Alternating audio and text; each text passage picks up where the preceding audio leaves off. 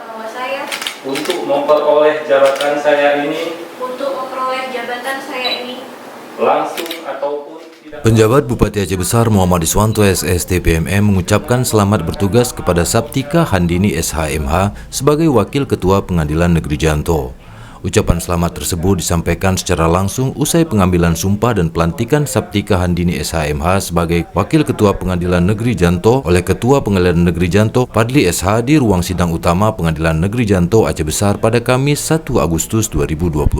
Atas nama pemerintah Kabupaten Aceh Besar dan segenap jajaran PJ Bupati Aceh Besar mengaturkan selamat bertugas kepada Ibu Saptika Handini dengan harapan dapat terus bersinergi dan bersama-sama membangun daerah. Muhammad Iswanto juga mengatakan selama ini Pengadilan Negeri yang merupakan bagian dari Forkopimda Aceh Besar telah ikut andil memberikan kontribusi dalam melahirkan berbagai kebijakan untuk kemaslahatan masyarakat, termasuk memberikan masukan, ide dan pertimbangannya dalam melahirkan kebijakan di Aceh Besar, dan pihaknya sangat menghargai segala upaya tersebut guna kesejahteraan masyarakat terutama di Kabupaten Aceh Besar.